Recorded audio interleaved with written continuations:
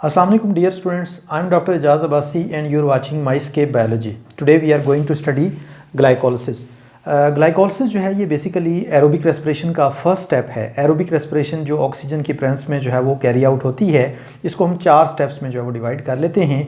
First step जो है वो ग्लाइकोलिसिस है, सेकंड जो है वो पायरुविक एसिड ऑक्सीडेशन है, थर्ड स्टेप जो है दैट इज़ क्रेब्स साइकिल और जो लास्ट स्टेप है that is electron transport chain. So in 4 steps में से जो पहला स्टेप है दैट इज़ ग्लाइकोलिसिस।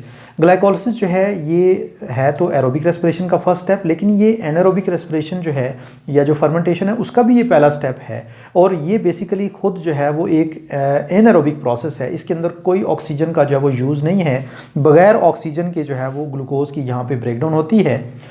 ग्लाइकोलिसिस जो है ये बेसिकली जो है सेल के साइटोप्लाज्म के अंदर कैरी आउट होता है।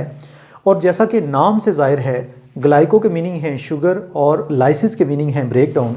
सो ग्लाइकोलिसिस जो है ये एक ऐसा प्रोसेस है जिसमें ग्लूकोज की ब्रेकडाउन होती है और ग्लूकोज जो कि एक 6 कार्बन कंपाउंड है ये 2-3 कार्बन कंपाउंड पायरुविक एसिड्स में जो है वो कन्वर्ट हो जाता है। और इस प्रोसेस के दौरान ATP और NADH की फॉर्म में एनर्जी जो है वो रिलीज़ होती है। सो जो ग्लाइकोलिसिस है मोस्ट केसेस में तो इसके लिए जो टर्म है वो ग्लाइकोलिसिस ही यूज़ होती है, लेकिन कुछ केसेस में आपको EMP पाथवे भी जो है वो लिटरेचर में मिलेगा। EMP पाथवे बेसिकली जो है वो 3 साइंटिस्ट के नाम के ऊपर जो है वो रखा गया है। बेसिकली ये वो 3 साइंटिस्ट हैं जिन्होंने ग्लाइकोलिसिस के प्रोसेस को जो है वो डिस्कवर किया था।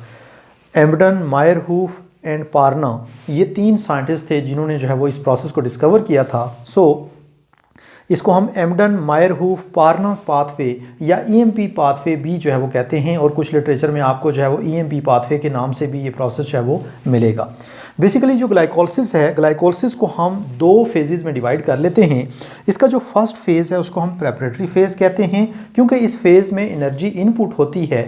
और जो सेकंड फेज़ है उसको हम ऑक्सीडेटिव या पे ऑफ फेज़ कहते हैं, क्योंकि इसमें एनर्जी जो है वो रिलीज़ होती है। सो ये बेसिकली जो है वो प्रोसेस है जो आउटपुट देता है। सो इसलिए हम इसको जो है वो पे ऑफ फेज़ जो है वो कहते हैं। पहले जो है वो हम स्टार्ट में बात करेंगे प्रेपरेटरी फेज़ के बारे में। प्रेपरेटरी फेज़ जो है ये स्टार्ट होता है ग्लूकोज की जो है वो फॉस्फोराइलेशन से। बेसिकली ये जो ग्लाइकोलिसिस है इसको हम 10 स्टेप्स में जो है वो डिवाइड कर लेते हैं। हर स्टेप जो है इसमें एक पार्टिकुलर सबस्ट्रेट जो है वो प्रोडक्ट में कन्वर्ट होता है और एक पार्टिकुलर एंजाइम जो है वो इस कैटालिसिस के अंदर जो है वो इन्वॉल्व होता है। सो हर स्टेप के ऊपर हम जो है वो जो कन्वर्जन है उसको भी डिस्कस करेंगे और साथ ही साथ जो एंजाइम जो है वो इस प्रोसेस में इन्वॉल्व है एंजाइम को भी हम डिस्कस करेंगे। सो फर्स्ट स्टेप जो है इसमें ग्लूकोज जो कि एक 6 कार्बन कंपाउंड है ये कन्वर्ट हो जाता है ग्लूकोज 6 फॉस्फेट में। ये बेसिकली जो है वो इसके अंदर 6 कार्बन एटम्स होते हैं और जो कार्बन नंबर 6 है उसके ऊपर फॉस्फेट अटैच हो जाता है। ये बेसिकली एक फॉस्फोराइलेटरी जो है वो स्टेप है, फॉस्फोराइलेशन इसमें होती है और इसमें जो है वो ATP एनर्जी जो प्रोवाइड करते हैं। ATP जो है वो ऑक्सीडाइज हो जाते हैं ADP में और जो इनके फॉस्फेट और एनर्जी है वो यहाँ पे इनपुट हो जाती है। सो यही फॉस्फेट जो है वो ग्लूकोज को फॉस्फोराइलेट करते हैं। सो ये ग्लूकोज 6 फॉस्फेट में जो है वो कन्वर्ट हो जाता है और इस स्टेप के अंदर हेक्सोकाइनेज एंजाइम जो है इन्वॉल्व है जो ग्लूकोज की फॉस्फोराइलेशन जो है वो परफॉर्म करता है। इसके बाद ग्लूकोज 6 फॉस्फेट जो है ये आइसोमराइज हो जाता है एक जो है वो 6 कार्बन कंपाउंड फ्रुक्टोज के अंदर। बेसिकली ग्लूकोज और फ्रुक्टोज जो है ये दोनों आइसोमर्स हैं। डियर स्टूडेंट्स, आपने जो है वो केमिस्ट्री में आइसोमर्स के बारे में जो है वो स्टडी किया होगा। आइसोमर्स बेसिकली ऐसे कंपाउंड्स होते हैं जिनका स्ट्रक्चरल फार्मूला एक दूसरे से जो है वो डिफरेंट होता है, यानी कि उनमें एटम्स की जो अरेंजमेंट है वो डिफरेंट होती है, लेकिन जो उनका एम्पिरिकल फार्मूला है या ओवरऑल फार्मूला है वो बेसिकली जो है वो सेम होता है। सो ग्लूकोज और फ्रुक्टोज आपस में आइसोमर हैं। सो इस स्टेप में ग्लूकोज 6 फॉस्फेट जो है ये आइसोमराइज हो जाता है फ्रुक्टोज 6 फॉस्फेट में और यहाँ पे जो एंजाइम इन्वॉल्व है दैट इज़ फॉस्फोहेक्सोज आइसोमरेज। सो ये जो है वो सेकंड स्टेप जब परफॉर्म होता है तो फ्रुक्टोज 6 फॉस्फेट जो प्रोडक्ट डेवलप होती है। ये जो फ्रुक्टोज 6 फॉस्फेट है ये फिर नेक्स्ट स्टेप में जो है वो ये फर्दर जो है वो इसकी फॉस्फोराइलेशन होती है और ये फ्रुक्टोज 1,6 बिस फॉस्फेट में कन्वर्ट हो जाता है। अगेन ये जो फ्रुक्टोज 6 फॉस्फेट था इसमें जो है वो कार्बन नंबर 6 के ऊपर फॉस्फेट अटैच था, जबकि जो फ्रुक्टोज 1,6 बिस फॉस्फेट है इसमें कार्बन नंबर 1 और कार्बन नंबर 6 दोनों के ऊपर फॉस्फेट अटैच हो जाता है। सो यहाँ पे अगेन इसकी फॉस्फोराइलेशन होती है और इसमें जो है वो ATP अगेन जो है वो इनपुट होता है। सो यहाँ पे जो एंजाइम इन्वॉल्व है that is phosphofructokinase. So phosphofructokinase जो है वो फ्रुक्टोज 6 फॉस्फेट को फ्रुक्टोज 1,6 बिस फॉस्फेट में कन्वर्ट कर देता है। और उसके बाद जो नेक्स्ट स्टेप है इसमें aldolase enzyme fructose 1,6 bis phosphate को सिमेट्रिकली जो है वो क्लीव कर देता है, इस 6 कार्बन कंपाउंड को 2 3 कार्बन कंपाउंड्स में जो है वो ब्रेक कर देता है। One is the glyceraldehyde 3 phosphate जिसको हम G3P भी एब्रीवेट करते हैं, जबकि दूसरा जो है that is dihydroxy acetone phosphate. ये जो है वो दोनों बेसिकली जो है वो 3 कार्बन कंपाउंड्स हैं और ये भी एक दूसरे के आइसोमर्स हैं। ये दोनों कंपाउंड जो है एक दूसरे में इंटर कन्वर्टेबल हैं और ट्रायोज फॉस्फेट आइसोमरेज जो है ये एंजाइम इनको आपस में इंटर कन्वर्ट कर देता है, डाईहाइड्रोक्सी एसीटोन फॉस्फेट को ग्लिसरल्डिहाइड 3 फॉस्फेट में जो है वो कन्वर्ट कर देता है। सो यहाँ पे जो है वो जो प्रेपरेटरी फेज है ये कंप्लीट हो जाता है और glucose basically 2 3 carbon compound glyceraldehyde 3 phosphate और डाईहाइड्रोक्सी एसीटोन फॉस्फेट जो है इनमें कन्वर्ट हो जाता है। सो इसके बाद जो नेक्स्ट स्टेप हैं उनमें हम जो है वो ग्लिसरल्डिहाइड 3 फॉस्फेट की आगे फर्दर कन्वर्जन स्टडी करेंगे ऑक्सीडेटिव फेज में, और जो डाईहाइड्रोक्सी एसीटोन फॉस्फेट है वो भी इसी तरह से जो है वो ग्लिसरल्डिहाइड 3 फॉस्फेट की तरह जो है वो डिफरेंट स्टेप्स से जो है वो फर्दर उसकी जो है वो कन्वर्जन होती है।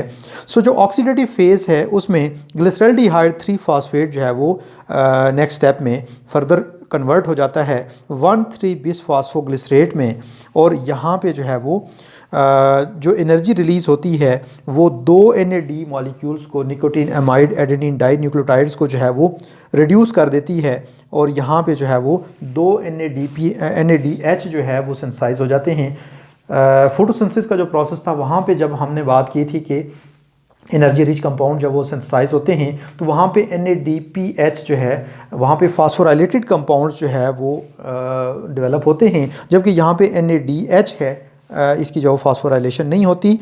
सो यहाँ पे साथ साथ फास्फोराइलेशन होती है, ग्लिसरल्डिहाइड 3 फॉस्फेट जो है ये फास्फोराइलेट हो जाता है, और जहाँ पे एक फॉस्फेट ग्रुप था कार्बन 3 के ऊपर यहाँ पे जो है वो 2 फॉस्फेट हैं, 1 और 3 कार्बन दोनों के ऊपर जब फॉस्फेट अटैच हो गए सो यहाँ पे 1,3 बिस फॉस्फोग्लिसरेट जो है वो डेवलप हो जाता है, और ग्लिसरल्डिहाइड 3 फॉस्फेट डीहाइड्रोजिनेज एंजाइम इस स्टेप के अंदर जो है वो इन्वॉल्व है जो इनको जो है वो कन्वर्ट करता है।